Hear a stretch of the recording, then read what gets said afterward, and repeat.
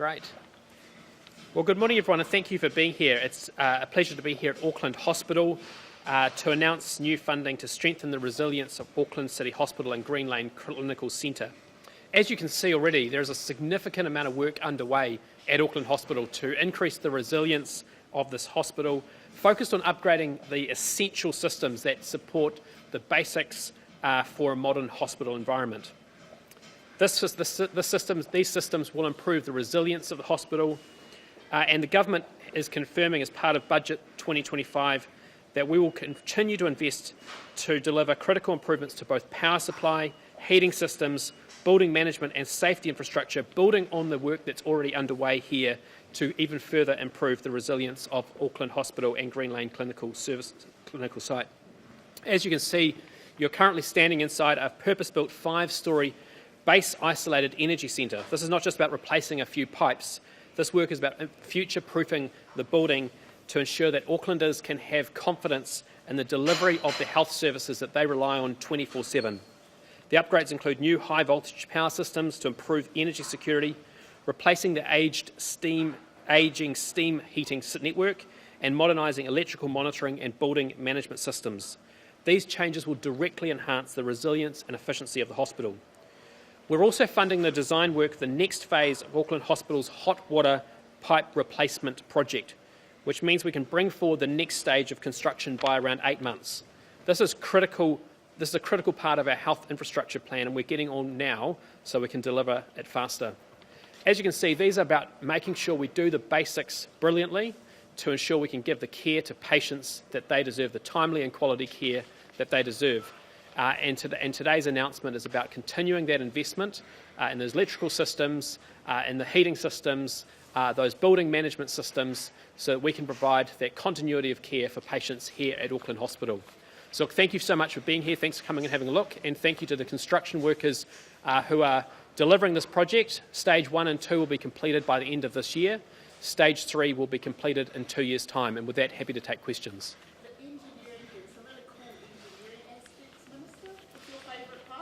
Oh, look, I think the base isolation system is quite incredible to see, as well as the tunnel.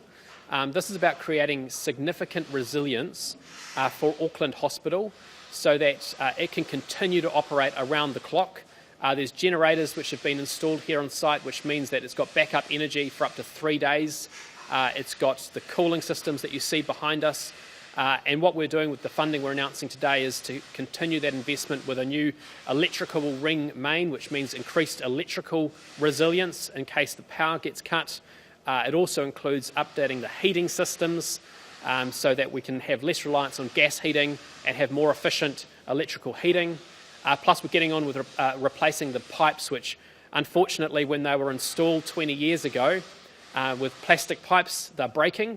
By replacing the pipes, we're able to make sure we can continue to provide that care that's needed. At the moment, if there's a leak in the pipes, the hot water pipes here at the hospital, we have to turn the entire system off in order to be able to fix it.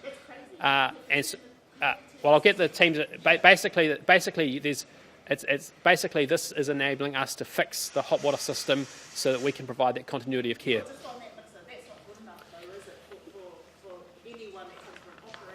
And that's why we're fixing it. And so I'll get the team to explain it. I'll just get the team to explain that first. Okay. Continuity of care will continue, but what we're trying to do is get control of the water system within our acute services building, Building 32. So the work that's underway now, we've already started with Phase 1. And with this announcement, we can continue with the design so that Phase 2 can be rolled out efficiently. Minister, just a question on that particular point. So the hot water issues in Building 32 have been quite long-standing. The hospital has known about it since as early as 2023 or even earlier, and RNZ spoke to cancer patients who didn't have any access to hot showers when he was undergoing treatment last year. Being such a long-standing issue, do you think it's good enough that it still hasn't been fixed and we're still in a design phase? And when you say fast-track by 8 months, what is the timeline look like exactly? So really good question. So it was one of the first things I did as Health Minister was to announce funding for the first stage. That puts in place a valve-based system, which means that if there is a problem, the entire building doesn't get affected. That work has already started now. The construction of that work is now started, and I'll get the team to explain what that means, but that means you can control if there is a problem in one part of the building, it doesn't affect the entirety of the other parts of the building, so patients can continue to receive their care. So that's stage one. Stage two is about then... Sorry, that will be built by the end of this year? That's correct. That's correct. That's correct. Till the end of this year for that valve system to Yes. be in place. So when the... But how do you feel that it's taken several years? I mean, we've known about Yes. 2020. Yeah, well, I became the minister in January. I announced funding for it in February. So this is one of the first things I did as minister, was to announce funding to start work on fixing the hot water pipes at this hospital, because I know how important it is to the continuity of care to get this fixed. And so I've been the minister now for 4 months, and the first month on the job, I announced funding to fix this issue.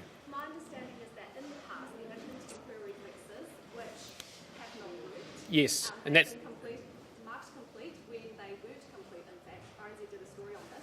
How much confidence do you have in that by the end of this year it will be? So what we're doing is replacing the plastic pipes with copper pipes, which will last. And so in the past, when they've been temporary fixes, that's what they've been. They've just been temporary fixes. We are now actually replacing the plastic pipes with copper pipes, which will last. When this building was built, back in the early 2000s, it should have been built with copper pipes. That's what it should have been built with. It wasn't. I've been the minister for 4 months now, and we're fixing it. So has the minister been not done a good enough job on this? Well, look, we're fixing it. I think that's the key message here. We're fixing it. We know the problems. It's not acceptable. I've read your reports. It's not acceptable, and we're fixing it. And so that's what we're getting on. And that is, Sorry, Minister, but how many patients have been affected over the years, the relevant, how many hospital days have had to be cancelled, how many appointments have been affected? Do you have a handle over how many Aucklanders, New Zealanders have been affected? I think if you take a step back, I think the building accommodates 675 plus acute beds. We have had some incidents, but those incidents have been managed with building continuity plans. I think we've had about 4 to 5 over the last 18 months. I've been in the role for about 18 months. We identified these problems, yes, a couple of years ago. I couldn't tell you that number, sorry. But I think the key point here is that we're dealing with a 25-year-old legacy design problem. And we're also managing both the continuity and the redevelopment of the facility in a live environment. So, we're going very fast. We've now got a contractor mobilised on site. We've commenced works, and we'll be finished phase 1 of the project, which will give us the control that we require within 12 months. So that's a really good outcome. Sorry, can I just ask again, so when you say continuity, how will that be ensured while this project is ongoing, like to fix the valves and everything by the end of this year?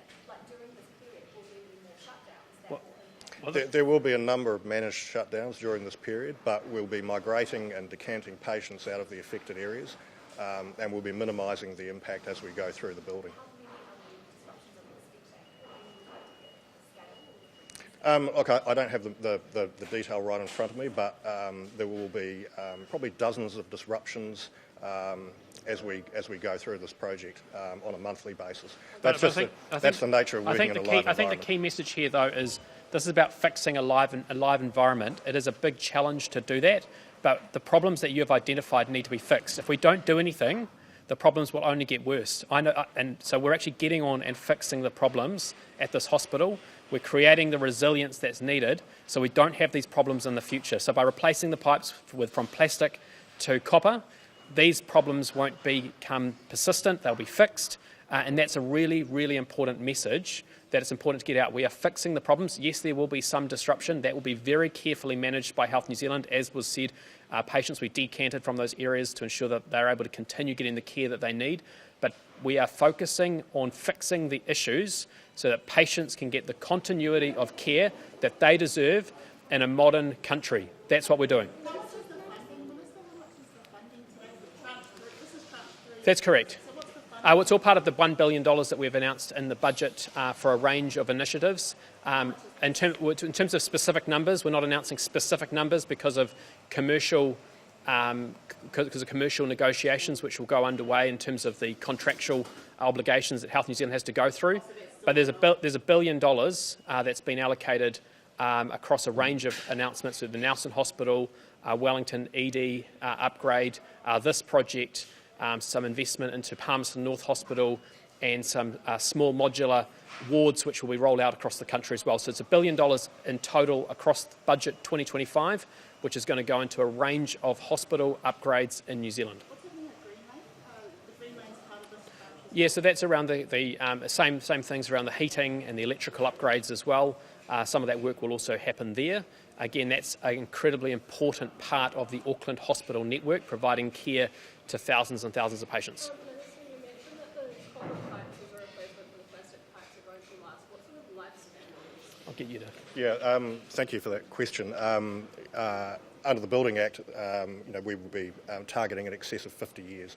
So, but we think we'll get more out of that. This building that we're in at the moment has got a 100-year design life, so we expect it to be somewhere in between. Will there be like ongoing maintenance work throughout that period as well? Absolutely, yeah, absolutely. Mainly, and we hope that maintenance work will be simply checking that there are no issues. The resilience will actually be in the materials that we use for that system. There's some cool design factors here, like one in, what is it? A 1 in 37,000. This can withstand a 1 in 37,000 UOV. That's right. It's an IL4. This is an IL4 building. The building is built for a 100-year design life, and the building itself is actually on about 40 dampers, so the building will move in the event of any sort of large-scale event. So, yeah, absolutely. I think it's several hundred millimetres in terms of movement. But this building is here for the long haul, and it's a site that supports the rest of the hospital in the event of a disaster. How much can we expect to save on utility costs with the replacement of the heating system? From memory, I think in the business case, there's several millions of dollars of savings per year. That's right, yeah. So there's a good payback on this investment. So 600 million has already been spent on tranche 1 and tranche 2. When will we know the cost of tranche 3? Once the commercial negotiations are completed, yeah. Which is Well, in the coming months, yeah. Just a quick question on Green Lane lastly. We know that in March there was a power outage after the water that damaged the circuit boards there. Are those repairs or the improvements to those systems, are they being fast-tracked? Yes, they are. So some of that work has been completed. There is still work to be done. The root cause of that power outage was leaking water pipes, and we've put in place mitigations against that. But we are investing in the plant room on Building 4 of Green Lane. So we're very satisfied with the work that's been done to date. It'll be complete at the end of June. Great. I'm Chris Cardwell. I'm the head of infrastructure for Health New Zealand for the Northern region. Thank you. Great. Thanks, everyone. Appreciate it. I think it shows that to run a hospital, you need a lot of machinery and infrastructure to care for patients. So thank you so much for coming.